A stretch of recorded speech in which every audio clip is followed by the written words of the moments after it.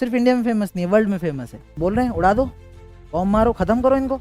Talk about Mahatma Gandhi. Satyagraha as a term was not existing earlier. So Gandhiji's core philosophy focuses on few things, one of which is ahimsa. Mohandas Karamchand Gandhi. Let's talk about Mahatma Gandhi. Story बताने की जरूरत नहीं है। मोहनदास करमचंद गांधी पता है, ठीक है। So Gandhiji's core philosophy focuses on few things, one of which is ahimsa. This is unique because usually we have not observed politicians using this method. इनके पहले मैं कह रहा हूँ एक्सट्रीमिस्ट फेज चल रहा है। The freedom struggle was being led by बाल Gangadhar Tilak, more or less, जो मेन लीडर चल रहे थे। वो तो एक्सट्रीमिस्ट है, वो तो बोल रहे हैं उड़ा दो, बॉम्ब मारो, खत्म करो इनको। बट उनके बाद जो मेन लीडरशिप आती है वो महात्मा गांधी, और उन्होंने फ्रीडम स्ट्रगल में वैल्यूज डालने शुरू किए, कुछ कोर चेंजेस के, जिसमें से एक है अहिंसा। अब पहले तो अगेन हमने कहा फिलोसोफर कुछ बोलता है समझ नहीं आता है, लोग बोल रहे अहिंसा से कैसे फ्रीडम मिलेगा और क्यों करना है अहिंसा, आगे वाला कौन सा अच्छा इंसान है। तो कितनी लॉजिकल लगती है आपको बात, यूजिंग द मेथड ऑफ अहिंसा। आगे वाले बहुत अच्छे थे नहीं तो नेगोशिएशन था। तुम कह रहे हैं आगे वाला पूरी पुलिस फोर्स लेके आ रहा है, तुम बोल रहे हो नहीं उसके साथ फाइट नहीं करने का, चुपचाप खड़े रहने का। आपको लगता है कितने लोग एग्री करते हैं इनकी बात से? हाँ, इसलिए आप नॉर्मल लोग हो, एक ग्रेड बन गए। अच्छा, जो लोग अंडर एस्टिमेट कर रहे हैं, इट इज सेड जितने पॉपुलर इन्फ्लुएंशियल लोग हैं दुनिया में, उसमें टॉप पे जो फिगर आती है उनको जीसस क्राइस्ट कहा जाता है, one of the most influential person, जिसने वर्ल्ड में ज्यादा इन्फ्लुएंस किया है लोगों को, या फिर ज्यादा सराहा जाता है। सेकंड नंबर पे गांधी जी आते हैं, इतने फेमस है ये, तो सिर्फ इंडिया में फेमस नहीं है, वर्ल्ड में फेमस है। And one of the reason is his idea of ahimsa और नॉन वायलेंस। ठीक है, अब कहना क्या है, इन्होंने भी थोड़ा सा डीओंटोलॉजी, टेलियोलॉजी, प्लेटो, एरिस्टोटल, बाइबल सब पढ़ा है इन्होंने। ठीक है, तो क्रिश्चियनिटी भी पढ़ ली, जैनिज्म भी पढ़ा, हिंदुइज्म भी पढ़ा, बुद्धिज्म भी पढ़ा, और रामायण महाभारत सब पढ़ लिया। और इनके जो थॉट्स निकल के आते हैं, इन सारी फिलोसफीज मिक्सचर होके बनती है गांधी जी की आइडियाज।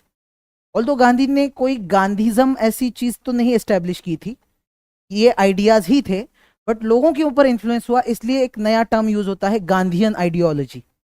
ठीक है, तो ये आइडियाज कैसे निकले हैं उनको समझो। अब हम डीओंटोलॉजी, टेलियोलॉजी देखते हैं तो हम मीन्स और एंड्स की बात करते हैं। अहिंसा यानी नॉन वायलेंस क्या बात कर रहा है? आपको लग रहा है कि ये बोल रहा है कि एज अ मीन्स आप वायलेंस यूज मत करो। अब ये इनका कहना क्यों है, इस बात को समझो। In teleology we focus on the end result. End result आपको क्या चाहिए, आपने वो सोचा। इनका कहना है आपका एंड रिजल्ट दिमाग में क्या है, दैट कुछ अच्छा करना है, आपने क्या सोचा, ब्रिटिशर्स से आगे, या फिर जो भी आगे वाला एक्ट कर रहा है गलत कर रहा है, ब्रिटिशर्स भी भूल जाओ। आप ये नॉन वायलेंस वाला प्रिंसिपल कहां लेके आ रहे हो, जहां कॉन्फ्लिक्ट है दो लोगों के बीच में, और वहां पे आप कह रहे हो कि डोंट यूज हिंसा और वायलेंस। ये कह रहे हैं क्यों? इनका कहना है आपका एंड आपके दिमाग में क्या है। आप एक अच्छे कॉज के लिए खड़े हो, तो एंड आपका जो है वो ट्रूथ है, यू हैव द ट्रूथ। आगे वाला झूठ बोल रहा है या फिर गलत एक्ट कर रहा है, you have the truth, you want that ultimate end और the truth should be realised, that should win. तो जब आप लास्ट प्रोडक्ट आपका ट्रूथ है, और उसी ट्रूथ को कई बार गॉड भी कहा जाएगा, तो if your ultimate end is God, how can the means to reach the God could be an evil, not God? ये कैसे हो सकता है, इनका कहना है। तो if the end is God, the means has to be godly. इनका कहना है कि भाई जब आप हिंसा या फिर वायलेंस देखते हो, ये ह्यूमन वर्ल्ड में नहीं होना चाहिए, एनिमल किंगडम में चलता है। क्यों, क्या लगता है एनिमल्स मानेंगे अहिंसा करो, मानेंगे लोग? नहीं मानेंगे। पर ह्यूमंस और एनिमल्स में कुछ डिफरेंस भी तो है। क्या डिफरेंस है?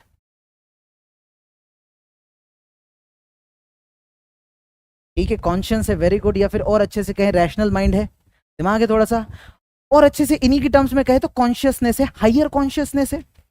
अभी जो हमने पढ़ा, आपकी लोअर कॉन्शियसनेस को थोड़ा ऊपर उठाना है, और ज्यादा ऊपर उठाना है। तो जब एनिमल्स की कॉन्शियसनेस देखते हैं, हमें ऐसा नहीं लगता वो कुछ ज्यादा ही लो लेवल पे चल रही है? हमने अपनी कॉन्शियसनेस थोड़ी राइज कर ली, और स्पिरिचुअली करोगे तो शायद और ऊपर चले जाओगे, गॉड बन जाओगे। Animal, human, God. So now he is talking about this thing. बाकी एनिमल्स में हिंसा होगी, the reason being their consciousness is at a very low level.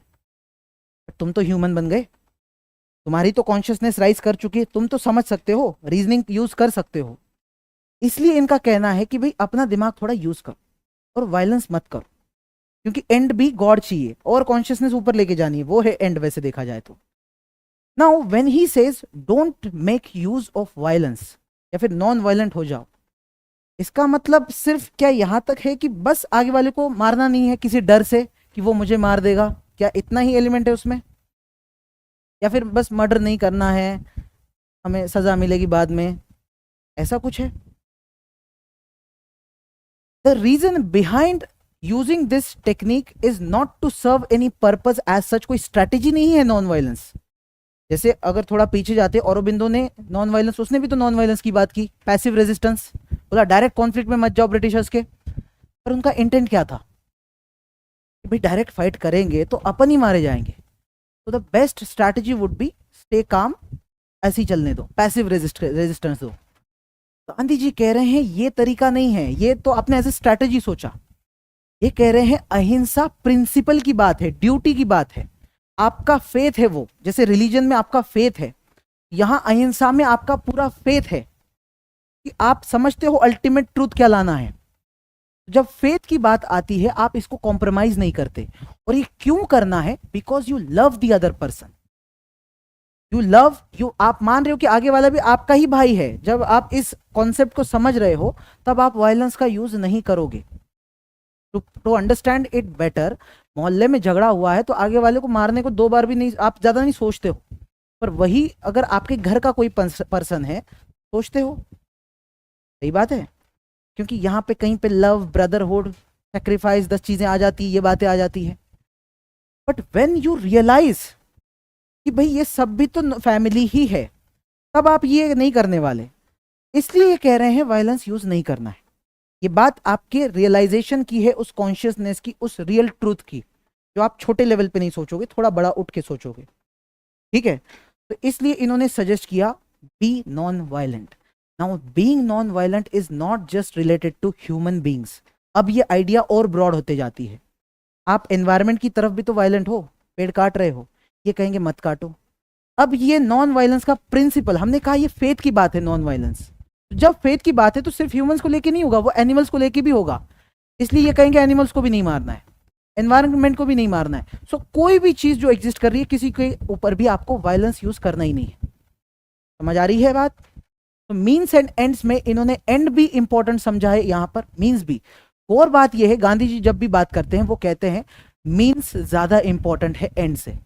और जब एंड अगर आपको अच्छा लाना है तो मीन्स अच्छा चाहिए। इसका मतलब अगर आप सिर्फ मीन्स पे फोकस करो, अब ये कॉन्सेप्ट अगेन भगवत गीता, कर्मयोग, यही लग रही है, वहीं से सीखा होगा, बट आ गया। ठीक है, तो एनी डाउट अबाउट अहिंसा, basic idea.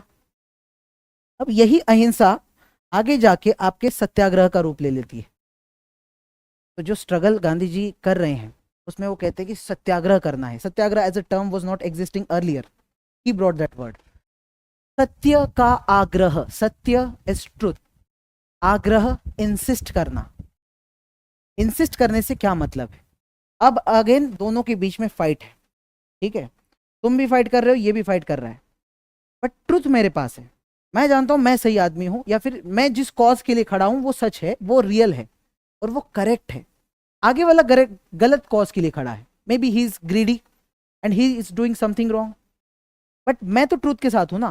When I am standing for the truth, मैं क्या करूंगा, मैं फाइट नहीं करूंगा, मैं कोई वायलेंस नहीं करूंगा, बट मैं हटूंगा भी नहीं। आई विल इंसिस्ट कि सुन लो, यही सच है, यही सच है, यही सच है, 50 बार बोलूंगा, हटूंगा ही नहीं वहां से। And the person will have the moral courage to stand for it. ये करेज कहां से आता है? तो जैसे हम मान ले ब्रिटिशर्स हैं वर्सेस इंडियंस हैं, Britishers are showcasing an evil rule, Indians को पावर में लाना ये इंपॉर्टेंट नहीं था। एक इविल रूल खत्म करके एक गुड रूल लेके आना, एक वेलफेयर स्टेट लेके आना, ये पर्पस था। वहां ब्रिटिशर्स रहे या इंडियंस रहे, डजेंट मैटर एट ऑल। हमने कहा एक्टर इंपॉर्टेंट नहीं है, एक्शन इंपॉर्टेंट है। समझ में आ रही बात? Britishers is not a problem, that cause is a problem.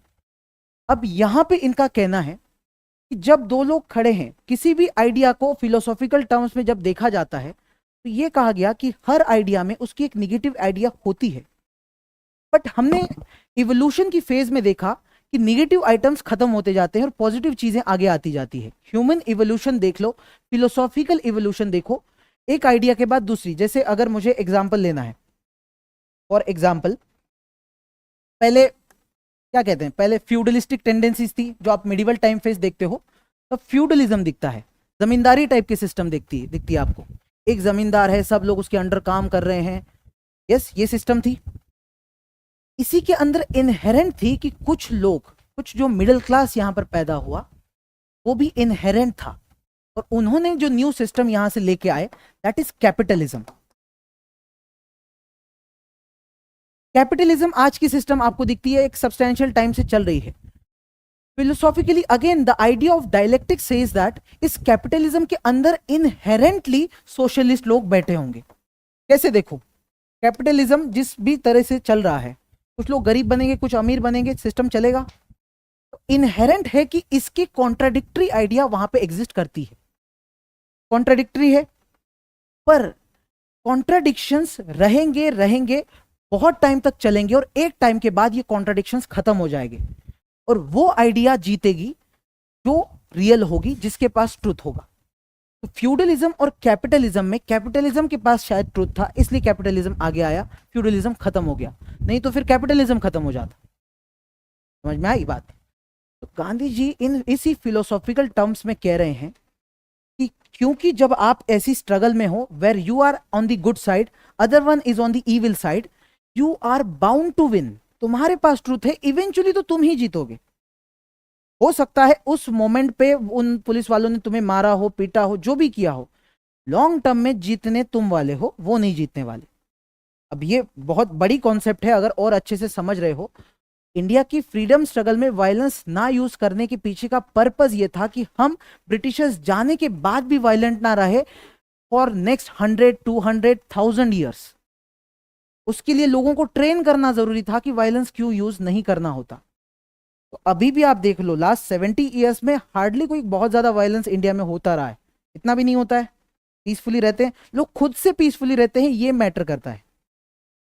Law के डर से रहना अलग बात है, खुद से उस प्रिंसिपल्स पे जीना अलग बात होती है। ठीक है, तो इसलिए इनका कहना है कि भाई आप टेंशन मत लो।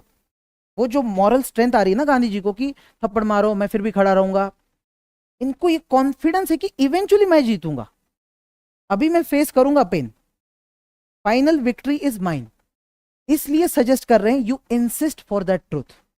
समझ में आ रही बात? तो अब नहीं लगता इस सत्याग्रही को कॉन्फिडेंस तो खतरनाक होगा कि जीतेंगे तो हम ही, आएंगे तो हम ही। ठीक है, नाउ अब यहां पर पैसिव रेजिस्टेंस और सत्याग्रह, इसमें अगर डिफरेंस देखते हैं, बेसिक डिफरेंस ऑलरेडी बता चुका हूं, फिर भी पैसिव रेजिस्टेंस की जो आइडिया है, ये आइडिया पहले से एग्जिस्ट कर रही थी, औरोबिंदो ने काफी हद तक बात भी की।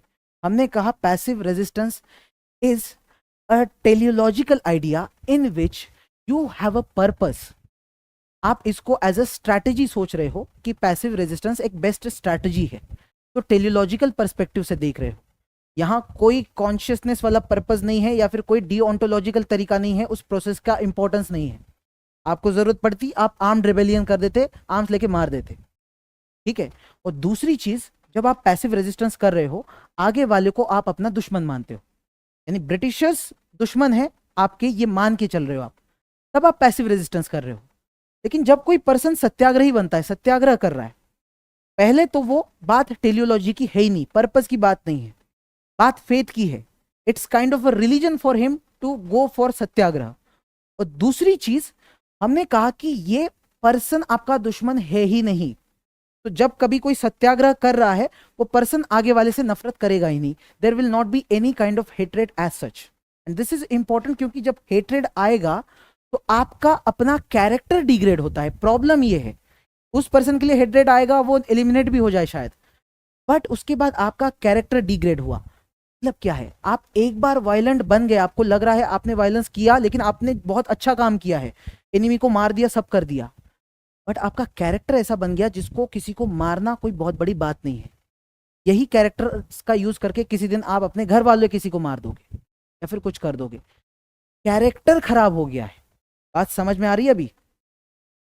थोड़ा सा कुछ कुछ लोग होते हैं जो सोल्जर्स वगैरह, इंडिया की बात नहीं कर रहे हम, फॉरेनर्स, तो जो मिलिट्री में काम करते हैं, वो इतने ज्यादा डिसिप्लिन हो जाते हैं कि अपने बच्चे अपने घर वालों के साथ भी एकदम मिलिट्री जैसा बर्ताव, उनके घर में मिलिट्री रूल चल रहा है, बताओ।